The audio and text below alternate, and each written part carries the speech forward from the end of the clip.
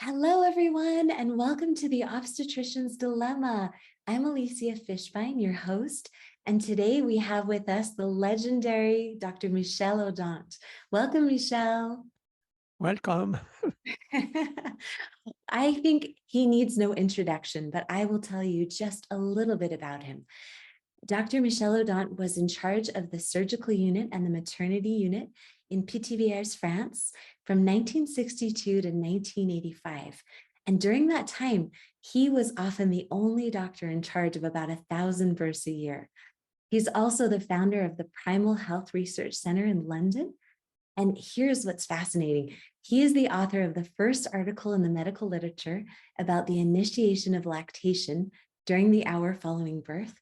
Also the author of the first article about the use of birth pools, that was in 1983, and the author of the first article applying the gate control theory of pain in 1975. These are all things that we just take for granted, and it's just part of the birth world now, but he introduced all of these ideas to us. And he has written so many wonderful books and articles. You've probably seen him in numerous documentaries, heard him on podcasts. Michel, we're so happy to have you here today with us. And I would love for you to tell us a little bit about your journey into the world of obstetrics, how it all began, how you went from surgeon to obstetrician. It's a long story. I have to summarize. Sure. I must say that originally, I am not an obstetrician. I'm a surgeon. A surgeon educated in the 1950s. And at that time, obstetricians, doctors specialized in childbirth, were not surgeons. They were asking the surgeon, please, can you do a C-section? This is how I became familiar with a new technique. It's a time when a new technique of cesarean section was introduced. So I became familiar with that. Also doing emergency surgery in Algeria, in the French army, there have been a conflict there. So I was familiar with the new technique of cesarean section, although my job was much more surgery. In general. And when I arrived in a hospital in France, in Pithiviers State Hospital, 1962, by chance, to work as a surgeon, but by chance, nobody, no doctor, was officially in charge of the small maternity unit. So, because of my background, the two midwives were calling me when they had a problem. So, small maternity unit, 200 births a year. So I found that interesting to collaborate with the midwife and gradually changing everything. I don't want to say too much.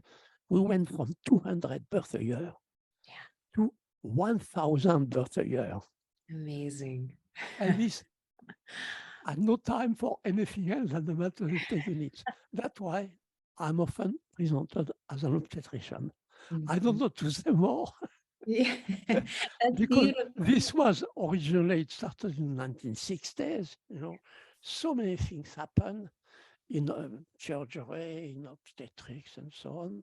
Yes. So I prefer now that we talk thinking that we are in 2023. We are into and what's happening today. Yes. Yes. What's on your mind and what's on your heart right now? What is the message that you want to share with the world? At the present time, I must say that the way babies are born is a phase of human life that has been dramatically modified recently, for a long time, but particularly recently. And that perhaps the phase of human life that has been the most dramatically modified. Well, and it's a critical phase in the history of mankind. Many reasons, women don't need to release hormones of love to have babies. There are synthetic oxytocin, C-section, and so on. No Yeah. need for hormone of love to give birth to a baby. That's serious. They don't give birth among familiar-friendly microbes. Immune system of the newborn baby is educated Yes. in a new way, which we neutralize the laws of natural selection. If you cannot give birth, you have a C-section, and that's also. So we have to realize that we are at a U-turn, the history of childbirth. That's why I wanted to jump to 2003 to talk about this U-turn. And what is special to this phase of our history? And I want to focus on that because we have not the time to talk about everything. That there is currently a real epidemic of labor induction. Everybody knows that. It's spectacular. It's incredible. You are in the USA.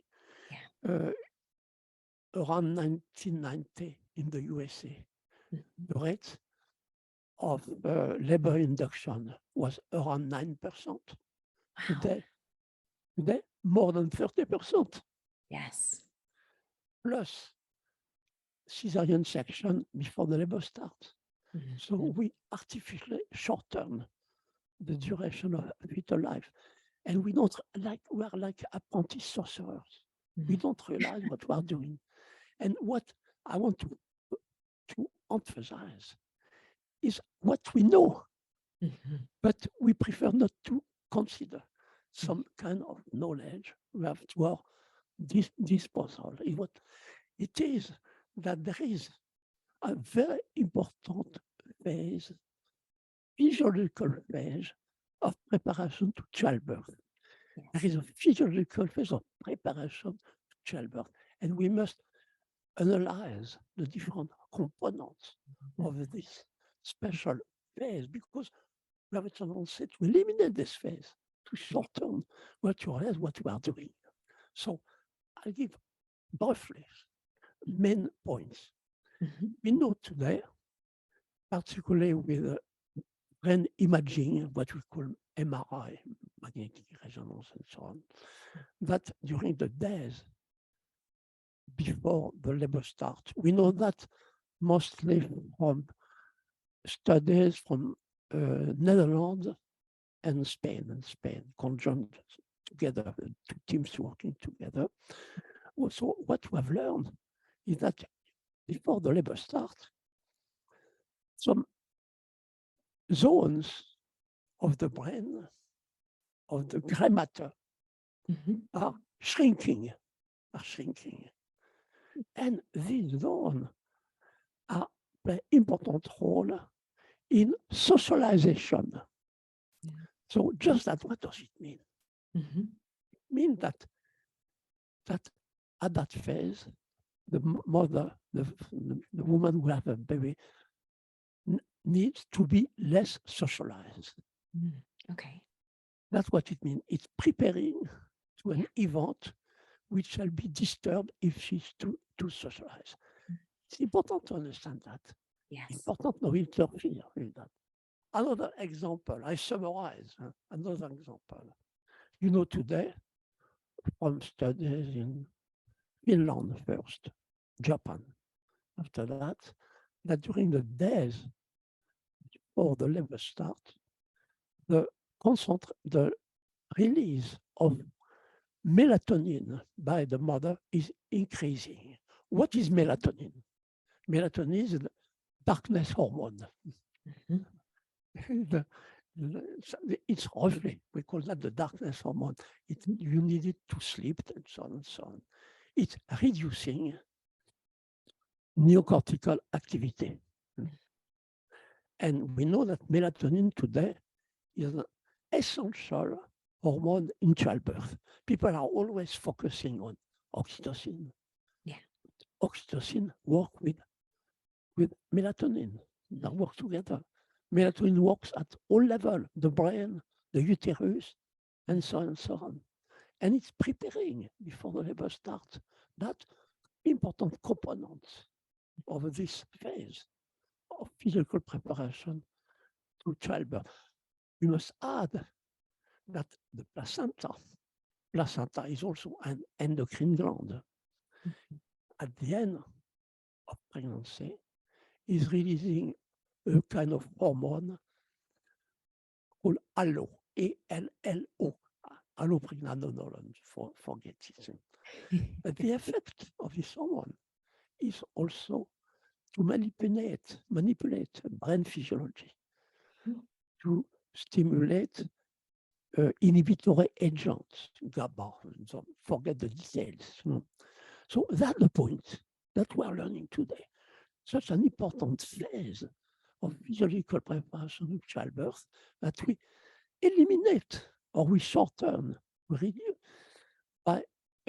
by artificially when you induce labor, which is more and more common. We don't know what are the long-term effects of that. We're like a sorcerer's apprentice, we think short-term, but we don't realize what we are doing for the baby.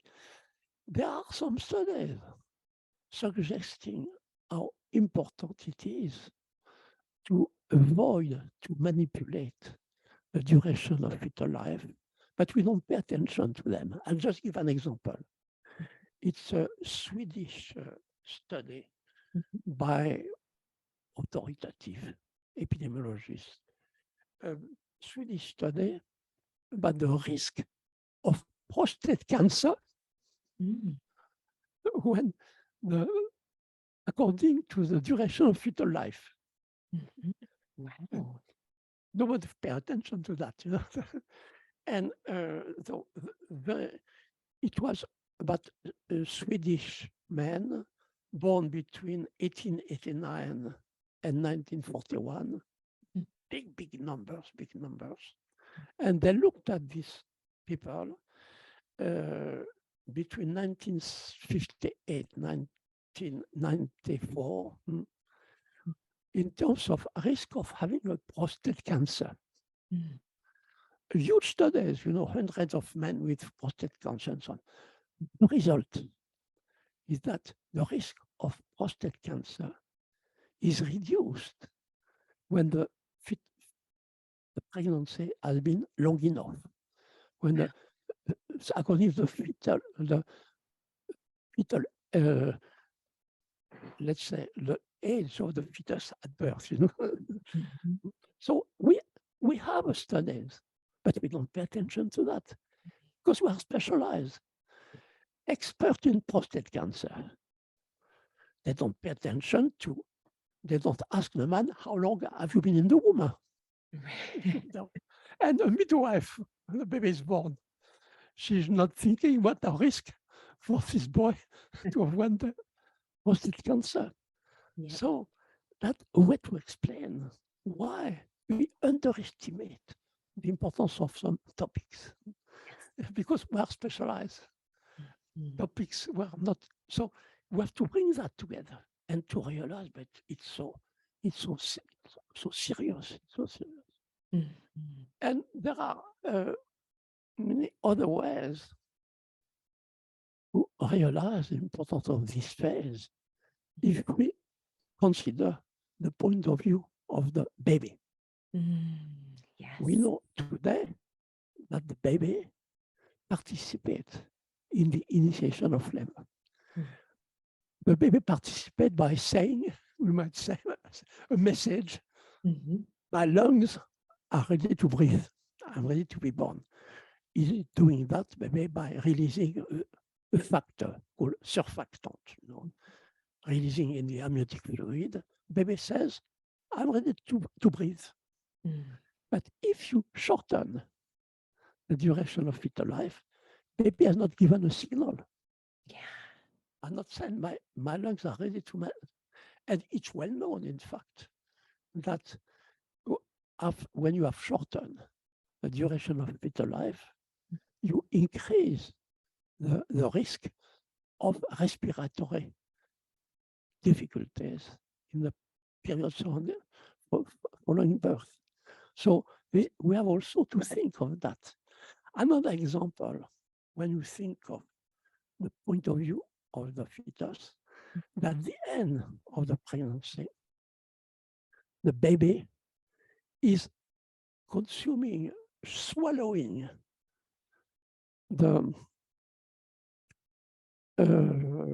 Amniotic fluid. the vernix caseosa. Mhm. Vernix caseosa is a substance, that baby is born with vernix caseosa. But at the end of pregnancy, baby is swallowing some vernix caseosa.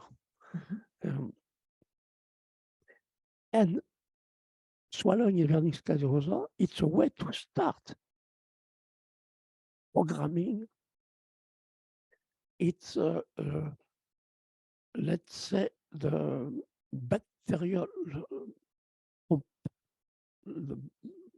bacteriologic condition inside the bowel. So I try to say that in a simple way. You know that how important it is, how The microbiome of the gut. microbiome, intestinal microbiome, how important it is for health and so on. It starts at the end of the pregnancy when baby is swallowing vernix caseosa, which is special in terms of fat and so on. So just to sum it, we don't realize when people would discuss about labor induction, they never think of that. They never. Well, we have the data, but we don't pay attention. The data have been provided by pure scientists who are not practitioners. Yeah. So that's the point. Where we are at the present time. We play as I already said, but it's so important. Sorcerer's apprentice. We don't know what we are doing in the short term. So, having analyzed this situation, we have to wonder why have we reached this situation, and what can we do? What can we do before we know more?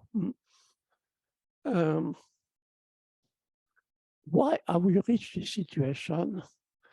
We have to recall that one of the main reasons for labor in the induction is to avoid the risk associated with prolonged fetal life, to baby born overdue. That's the reason. But how do we decide the risk or evaluate? How do we evaluate the risk of post-mature babies? And until now, we only consider the data provided by the calendar. We calculate the weeks. Here we induce at 40 weeks. Here we induce at 41 weeks. And people just look at the calendar. Right. But as if they don't know that some babies need a much longer time than others to be mature. That's something which is clear, obvious, well known for a long time. So we should not just look at the calendar. What would be important to decide that the baby might be post-date, post-mature, have been too long in the womb? How to decide? The best way to decide is to explore placental functions, how the placenta works. Okay. Is the placenta still working well? That's the question. But we don't raise this question. Placenta is an endocrine gland. It's theoretically easy to evaluate concentration in placental hormones in the urine of the mother. Okay. We forgot that. Wow. I have the experience of doing that because I was close to Paris. And in Paris, there was a research laboratory specialized in placental hormones. Wow. So just asking the dad, bring these urines of your wife to this laboratory. And soon after, we had a phone call because they were specialized. Be fast, it was cheap as well.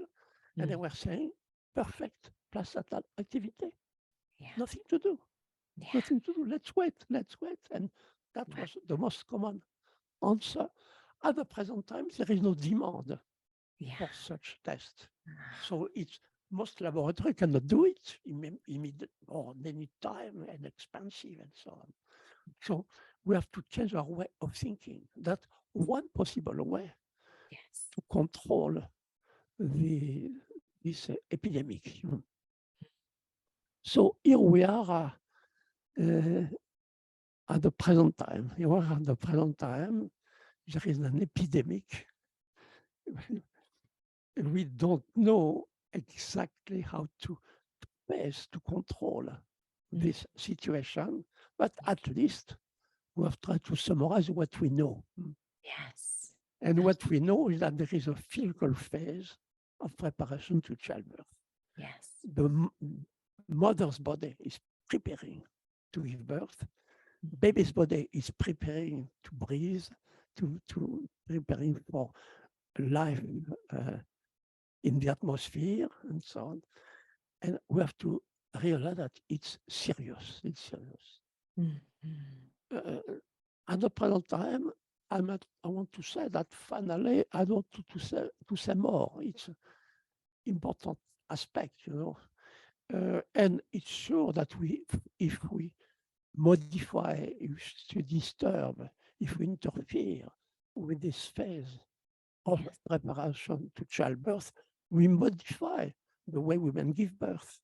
Yeah. Probably we increase the rate of some intervention.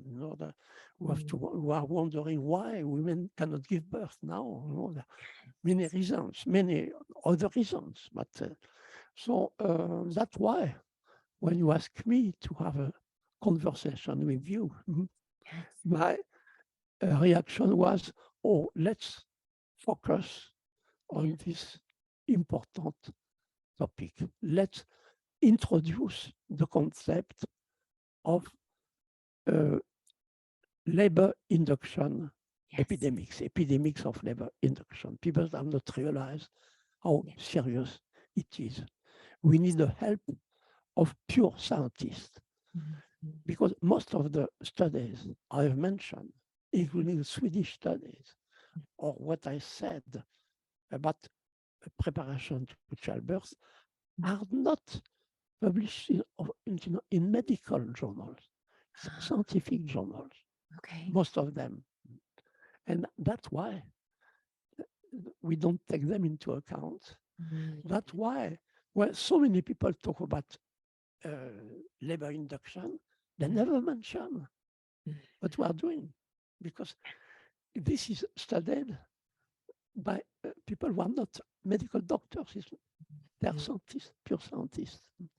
So it's a good way, this issue, to emphasize that at the present time, we have also to realize that how the negative side effects of over-specialization. People look at something in particular, but they don't create links with what is provided by other people. So that's why I've chosen this topic, so that we don't need a long time to say what is essential. We don't need a long time. It's beautiful, Michel. You're connecting the dots for us. You're helping us understand that every choice that we make has an implication. There's an effect downstream. Yes, and we must train ourselves to think long term. Until now, people involved in childbirth, midwife, it's normal, but they are thinking short term. They look at how babies are. They are happy if baby is alive at birth, birth. The mother has given birth and so on. But we must realize that a human newborn baby has a life expectancy of about 80 years. We must train ourselves to think long term. Yes. And that's true for all what's happening during the 22nd century, 21st century, that we have to train ourselves to think long term. Yes. That's the definition of the apprentice sorcerer. A powerful can have powerful actions, Yes. but the apprentice sorcerer has not developed the capacity to think long term. Yes, Michel. So I'm that's why with we you. have to look at obstetrics. Yes. People practicing obstetrics must train themselves to think long term. Yes. And many people, it's true for all human activities, until now, nobody was thinking of the effect of using fossil energy. We're not thinking of effect on weather and so on. So I'm not thinking long term, although we had the capacity to think of that. I already spoke about that a long time ago because I had some data, but that's true. That's why I've chosen this topic.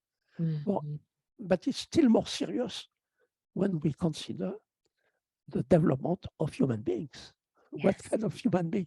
We are interested in the effect of human activities, the weather, pollution by plastic in the ocean, so on. But we are not interested in the evolution of human beings. And what we need is another human beings with respect for Mother Earth. I have published a book in 1979 called, in French, Genèse de l'homme écologique, Genesis of an ecological man, human beings. In fact, how to develop the respect for Mother Earth.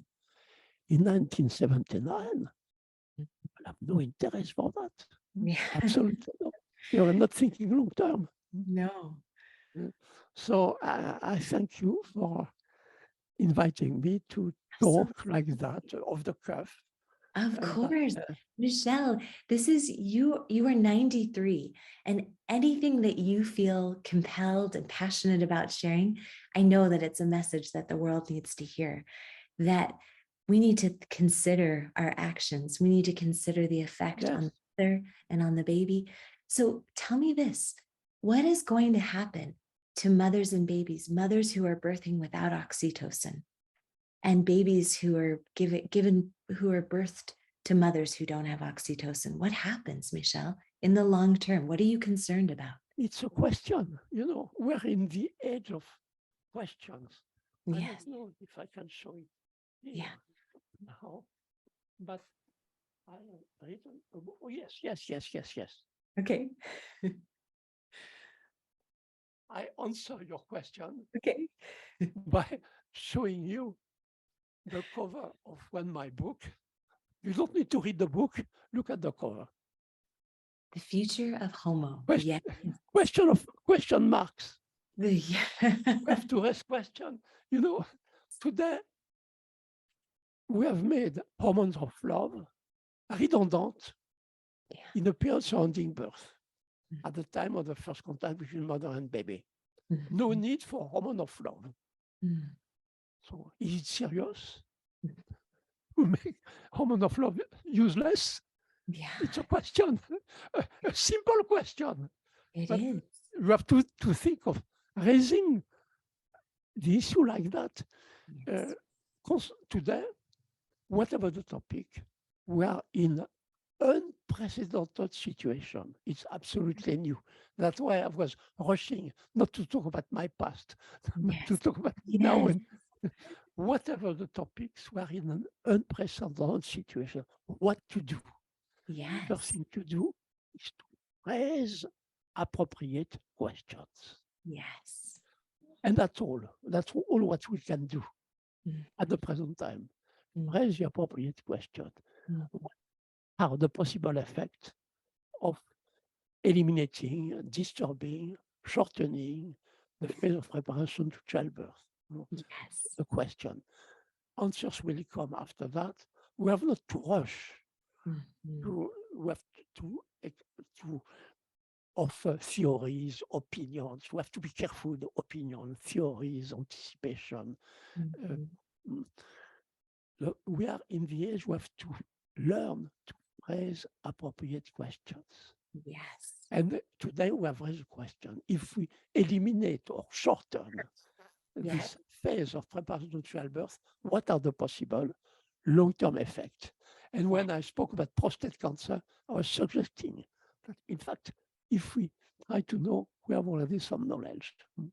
Yes. So I'm pleased that your baby has been participating. That is my baby, Michel. How many children do you have? I have 4, and they were all born at home. How many? 4. Oh, you have 4. Yes. Yes. And they were all born at home. And Michel, you know what?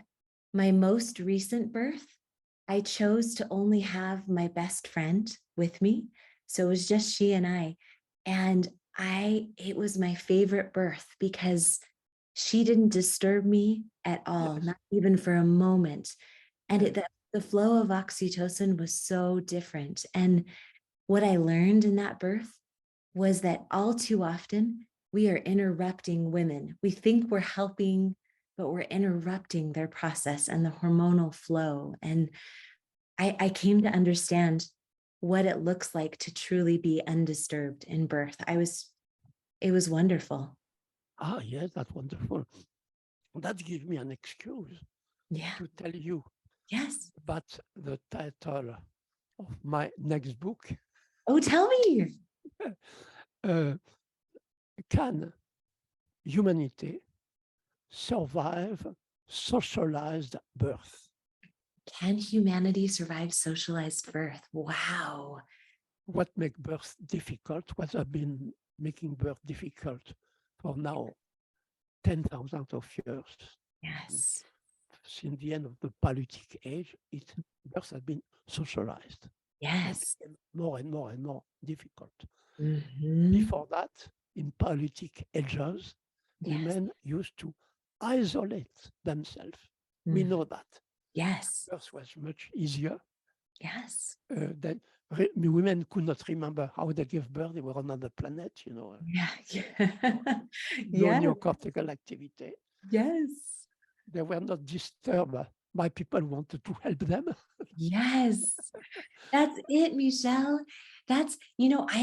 For my first 3 children, I had wonderful midwives, I had doulas, but they all disturbed me unwittingly. They wanted to love and support. And so this time I knew I didn't want any of that. I didn't want any speaking. I didn't want any light. I didn't want anybody ever giving me any instruction. And it was a revelation and just be left alone. I think what you say now might be a conclusion for our meeting. Yes, because please. I don't know if you remember, as a way to start, I mentioned what we are learning from brain imaging, MRI, that part zones of the gray matter involved in socialization are shrinking even before the labor starts. Amazing. The need is to desocialize. And I started like that, but what you said now is a way to conclude. It is. What is urgent is, but difficult to explain. But what is urgent is to desocialize childbirth. That's what makes birth difficult. Easy to explain in a scientific context. Easy to explain that you cannot help an involuntary process. You cannot help. But until now, people want to help, want to give birth. You cannot help. It's counterproductive to help or to try to help or control or coach or and so on and so on.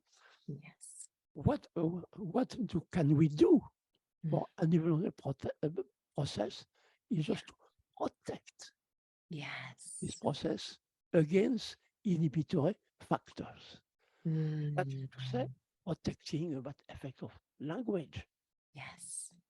It stimulates your brain, you know, protect against light, protect against what attracts your attention, people looking at you, protect against what makes you a little worried, something worrying and so on. So we are at a time when we have to realize that what has made birth more and more and more difficult during the past 10,000 years is gradual socialization, more and more socialization, with the last ultimate phase of socialization, which have been the masculinization of the environment, men and birth, the father, the doctor, and so on. This is just the ultimate phase. Ultimate phase. So by choosing this topic, I think what you have just said, it's a wonderful way to conclude. Today, the objective should be, of course, it's very difficult for many people to accept that, Yes, it is. Change the way of thinking. It is. Not easily accepted, but we have to repeat it, to repeat it. Yes.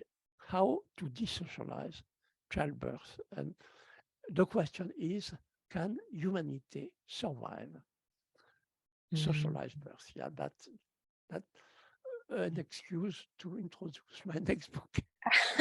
I love it. So Michel, when will your book be published? I don't know yet. Okay. Because I'm finishing, I'm making additions, things like that. Yes. I cannot say exactly. That's another time, we'll see. Okay. I love the fact that at 93, you are still committed to learning and writing about this and educating. Michel, what drives you on to keep going? What helped me to, I think because we are involved in very, very important topic. Yes, yes. And it's going fast. So our attention is continually attracted by new facts, new information, new way of thinking. What is slow is changing the way of thinking. That's it's not true. Absorbing information. Easy. We have too much information. Yes. But what is difficult to change the way of thinking? Yes, it is. Instead of wondering why are human births difficult, as the question usually asked by physiologists, by health professionals, why are human births difficult? We should ask why human births are occasionally easy and fast. You see the question. Yes. And instead of looking at the pelvis, the morphological, mechanical factors, you think childbirth as a chapter of brain physiology. Yes. Is changing the way of thinking. Among humans who have such a powerful neocortex, so powerful, because of this neocortex, we can communicate with Zoom between the USA and Europe. It's incredible. It is. Yeah. So instead of looking constantly at the mechanics, the pelvis, the skeleton of the mother, and size of the brain of the baby, and so on, what is urgent is to look at human beings as a mammal with a highly developed brain. Yes. I love that, Michel. That's so true. We get to start using our gray matter to solve this problem. Yes. Okay. So I was pleased to meet you. Michel, it was wonderful. Keep in touch. Yes. We keep in touch. Yes. And perhaps probably we'll meet again. I would love that.